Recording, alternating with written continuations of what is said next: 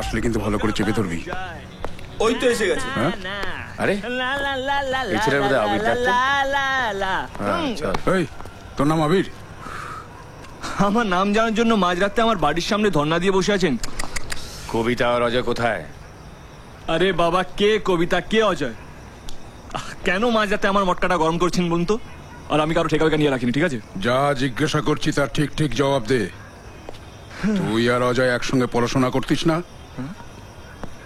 অজয় আমাদের মেয়েকে নিয়ে পালিয়ে গেছে। হ্যাঁ হ্যাঁ, হোয়াট আ গুড নিউজ ইয়ার। বেটা ফাটিয়ে দিল। এই এক মিনিট এই খবরটা আমাকে সবাইকে দিতে হবে তো। এই শোন, কালকে পার্টি হবে রে। আরে আমাদের অজয় একটা মেয়েকে নিয়ে পালিয়েছে। হ্যাঁ, আচ্ছা বলতো এটা আমাদের কত নম্বর কেস? 20। Mind blowing. এই শোন না, এই খবরটা সবাইকে দিয়ে দে। সুভাষকে আমি বলে দিচ্ছি, আর এদের বিয়ের খরচটা কিন্তু আমার। আমার মোবাইল দিলে তো বউকে পাঠিয়ে 3 দিন মায়ের আঁচল ধরে থেকে তবে কি একটা মোবাইল পেয়েছিলাম। আর তোমরা সালা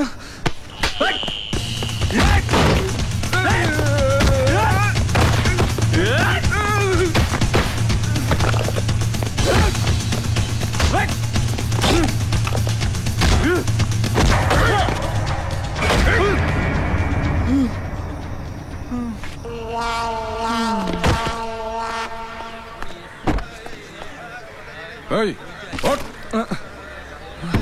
মা, আমি এখন উঠবো না, চা দাও তারপর উঠবো। চল বেরো। বল বল কবিতা কোথায়? বল বল কবিতা কোথায়? বল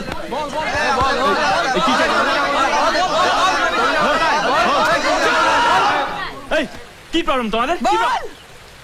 আমাদের মেয়ে কোথায়? এই দেখো, আবার ঠাম্মাও চলে এলো।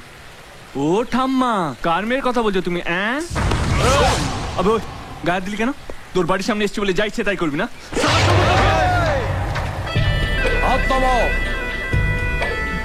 এরা সবাই আমার গ্রামের লোক, আমাকে সম্মান করে। এরা যা জিজ্ঞেস করবে তুমি তার উত্তর দেবে। ওকে, বল আপনাদের কি কি প্রশ্ন আছে জিজ্ঞেস করুন, কিন্তু আপনাদের সব কটা প্রশ্নের একটাই উত্তর আমি জানি না। এবার মুখ না খুললে কিন্তু তুই মারা পড়বি আমার হাতে। আপনারা একটু বোঝার চেষ্টা করুন না। ছেলেমেয়েরা প্রেম করবে এটা কমন কেস, গার্জেনরা মেনে নেবে না এটাও কমন কেস।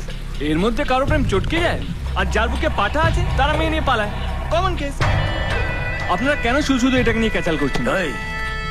তুমি এখন আমাকে চেনো না, তাই মুখ দিয়ে খই ফুটছে। যতক্ষণ না আমি আমার মেয়েকে পাচ্ছি তুমি এই গ্রাম ছেড়ে কোথাও যাবে না।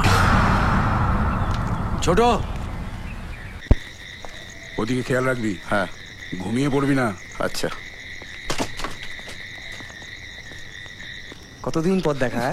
ইস, কি রোগা হয়ে গেছিস রে, কুছ লেতা কেউ নেই। রোগা হয়েছে? হ্যাঁ, সালা একটা লাথি মারবো। আমার নামটা কে বলিস না? কে বলেছিল? তুই বলি তো। সবার নাম তো তুই বলেছিস। মারবো এক। এই শুন, মেয়েটা দেখতে কেমন রে? নিয়ে পালাবার মতো? এই এসব কথা বলো না, শুনলে নরবলি দেবে। চেনো না তো, এলাকার একজন হোমরা চোমরা লোক। ওর মেয়ের দিকে ভয় কেউ তাকায় না, আর শালা অজয় ওকে নিয়েই পালালো। ছাড় তো, এই আমাদের আগে 19টা কেস মনে নেই? আরে আমরা সবকিছু এভাবেই।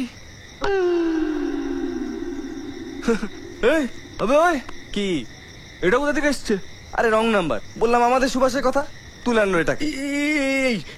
এই কথাটা আমি সবাইকে বোঝানোর চেষ্টা করছি। আমার নাম কমরেড সুভাষচন্দ্র শাসমল। আমি না এখানকার কিচ্ছু চিনি না, এতে যে কি ইস্যু আমি তাই জানি না। তোমার এই এত বড় নামটা না আমার বলতে একটু কষ্ট হচ্ছে, সেই জন্য একটু ছোট করে দিলাম। কিছু মনে করলে না তো? না না, আপনি আমাকে সুজ বলুন, সস বলুন, যা ইচ্ছা তাই বলুন, শুধু আমাকে এখান থেকে বেরোনোর ব্যবস্থা করে দিন। আমাকে শুধু অপহরণ করেই চলে এলো। এভাবে যদি আমাকে এখানে ফেলে রাখে না, একদিন আমাকে নিয়েও বই লেখা হয়ে যাবে। সুভাষ ঘরে ফেরে নাই। এই কাল কলকাতা যাওয়া ট্রেন কটায়? ভোর 5টায়। কি করবি বলতো? পালাবো। আরে তোর কি মাথা খারাপ হয়ে গেছে নাকি? ওদের চিনিস? ধরতে পারলেন আমাদের কেটে ফেলে দেবে। সব কটা রেগে বুনো ষাঁড় হয়ে আছে, এইখানে থাকলে গুটিয়ে মেরে ফেলবো। এই তোরা কেউ পালাবি? হ্যাঁ আমি পালাবো। আমি আছি। তাহলে আমি আছি। সকাল 4টে, ওকে? আচ্ছা।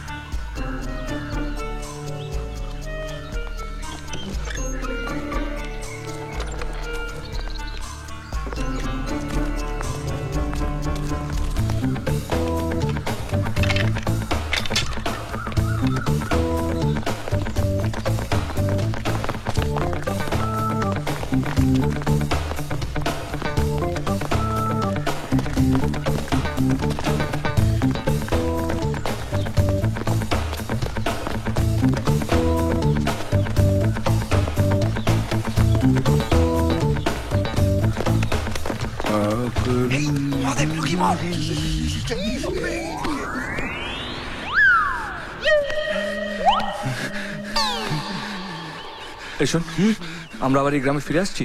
মনে হয় না। এমনিতে আসার কোনো কারণ নেই যদি না জমে থাকে। তাহলে দাঁড়া, আমি একটু মহাদেবের মাথায় জলটা ঢেলে আসি। হ্যাঁ,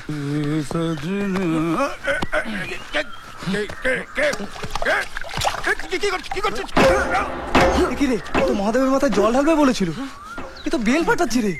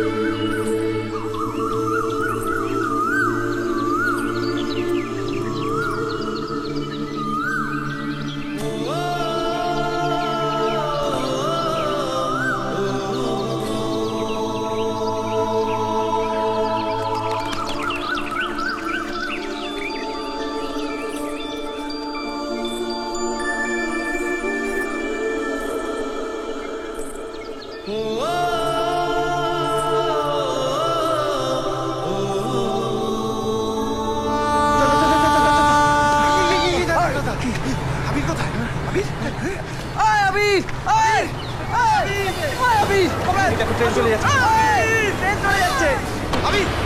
আমি কে নিয়ে আসি। স্টেশনে ট্রেন এসে গেছে, তাড়াতাড়ি চল, বেশিক্ষণ দাঁড়াবে না, চল না। কমরেড ট্রেন এসে গেছে, চলুন। দাঁড়িয়ে আছিস কেন? ট্রেনটা ছেড়ে দিল। দাঁড়িয়ে আছিস কেন? আমি চল না।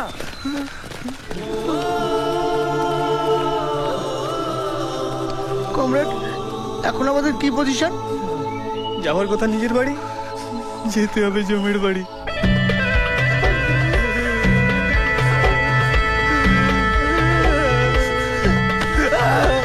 আমাকে আর মারবেন না। তুই যে বলেছিলি তুই কি জানিস না, তাহলে পালাচ্ছিলি কেন? ওরার ভয়, ও বললো সব কটা খেপে বুনো সার হয়ে আছে, পেলে গুতিয়ে মেরে ফেলবে।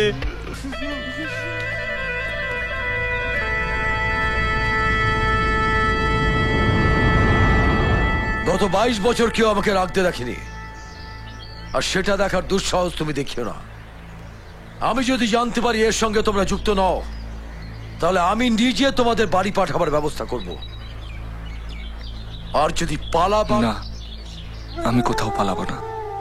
আমি যতক্ষণ না মেয়েটাকে পাচ্ছি ততক্ষণ কোথাও যাব না। ছোট, এদের গুদাম ঘরে আটকে রাখ। চল।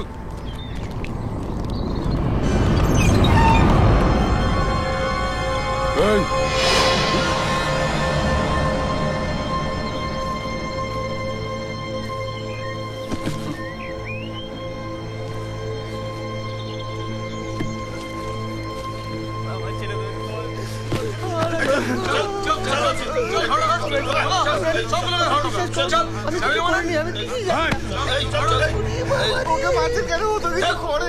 আবার কথা বলছিস, বেশি কথা। যা, এ বিকাশ, এ তোর মনে আছে সে আমরা ক্রিকেট ম্যাচ খেলেছিলাম, তুই 0 করলি, আমি 50 করে ম্যাচ জিতিয়ে দিলাম।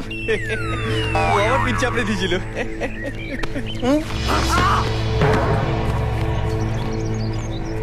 মহাদেব, হ্যাঁ মির্জা, এদের উপর নজর রাখবি। ঠিক আছে। পালাবার চেষ্টা করলে ঘরের ভেতর জ্যান্ত পুঁতে দিবি। ছোট,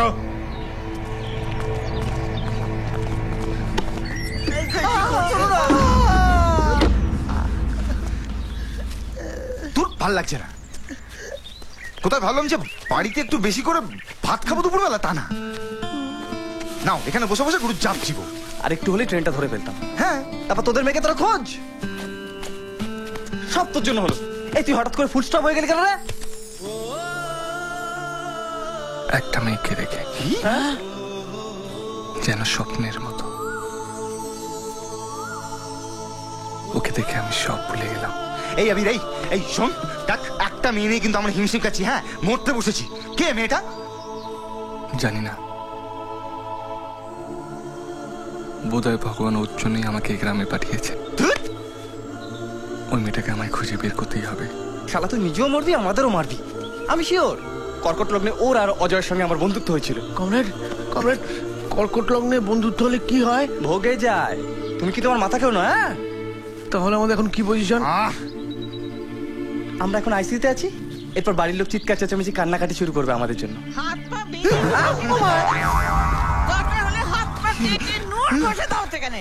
বুঝতে বার বেড়েছে না? ভোটটা বার বেড়ে গেছে। থামা, তুমি থামবে? সকাল হলো তো তুমি হরিনাম গাইতে শুরু করে দিলে। সাত সকালে কোথায় বেরিয়েছিলি শুনি? মন্দিরে গিয়েছিলাম। থাক, অত আর পূজা একটা করে কাজ নেই। তোর দিদিও তো অনেকবার ব্রত করতো। কি হলো, কি লাভটা কি হলো? সেই তো সবার বুকে চুনকালি মাখিয়ে পালালো। ঘর থেকে যদি বেরিয়েছো না, তোমার ঠ্যাং আমি ভেঙে রেখে দেবো। বাইরে বেরোবো না তো কি? তুমি আমার হয়ে কলেজ যাবে? এই, এত লেখাপড়া শিখে সঙ্গে কোথায় বাতি দিবি রে তুই?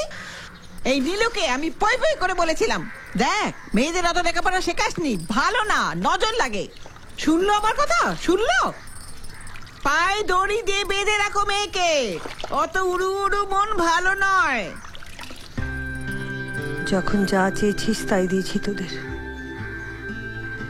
মেয়ে বলে কোনোদিন অবহেলা করিনি। সেই তোরা আমাদের মুখ পোড়ালি। মানুষটা 3 দিন মুখে কিচ্ছু দেয়নি, ঘর থেকে বেরোয়নি পর্যন্ত। একবারও তোদের বাবার কথা ভাববি না? যা বাবা, তোমরা সবাই মিলে আমাকে বলছো কেন? আমি কি করেছি? কিচ্ছু করিসনি, এইবার করবি। আরেকজনের সঙ্গে পালাবি। পালাবে একজন, আর বকুনি খাবো আমি? কেন, আমি পালিয়েছি নাকি? যে পালিয়েছে তাকে কি বলো না? সর্দি, তোমায় দেখলে না আমার মন্দিরে ঘন্টার মতো লাগে। মন্দিরে লোকে পুজো করতে গেলে যেমন ঘন্টা বাজায়, তেমনি পরদিন নাম উঠলেই তুমি বকা খেয়ে যাচ্ছ। বলছি, এত সকালে তুমি কোথায় গেছিলে গো? মন্দিরে বর্দির জন্য প্রার্থনা করতে? আমার বই গেছে ওর জন্য প্রার্থনা করতে। কি বাজে একটা কাজ করলো বলতো? তুই তো বাবাকে বলতেই পারতিস তুই অজয় দাকে। ওর জন্য আমি বাবার কাছে ভয় যেতে পারি না।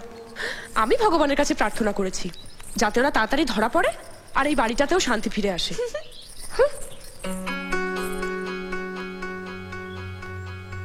বাবা,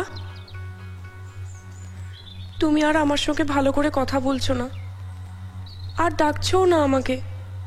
তুমিও আমার উপর রেগে আছো। আমি কি দোষ করেছি? আয়, আয় মা। আমি আমি তোর উপর রেগে নেই মা, তোর দিদির জন্য খুব চিন্তা হচ্ছে তো তাই। ও কেন আমার সঙ্গে এরকম করলো বলতো? কেন আমাকে এত কষ্ট দিচ্ছে? আমি তোমাকে কোনোদিনও কষ্ট দেব না বাবা। তোমার সম্মান নষ্ট হয় এমন কোনো কাজ আমি করব না, তুমি দেখবে। আমি জানি মা, আমি জানি তুই অন্তত এই কাজ করবি না, এই কাজ তুই করবি না, আমি জানি।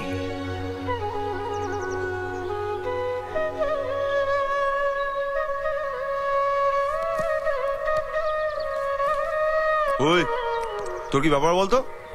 তখন থেকে জানলার সামনে দাঁড়িয়ে আছিস, দেখছিস কি? আন্দাজ করছি এই গ্রামে মোটামুটি 50-60টা ঘর হবে।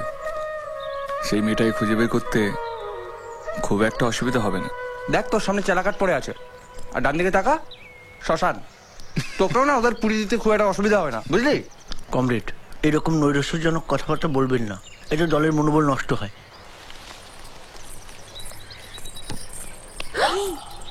তুমি ওখানে কোথায় যাচ্ছ? কেন, কি হয়েছে?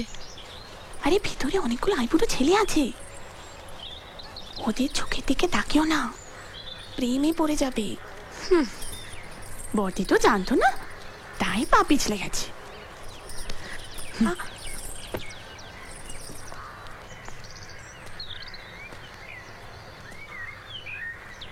শোনো, আমি কিছু করিনি, আমি একেবারে নির্দোষ কমরেড।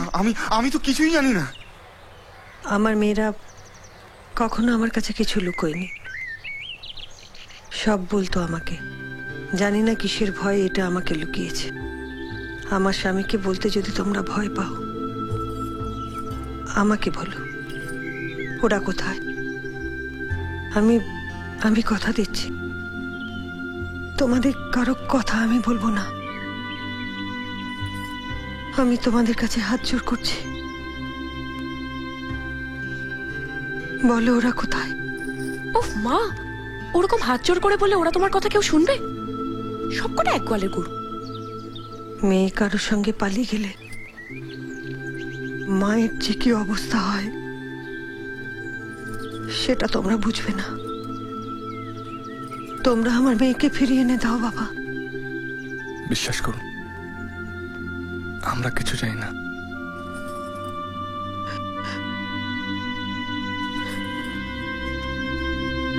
চল। দেখা হয়েছিল, আজও পারিনি কিছুই বলতে, যে তোমার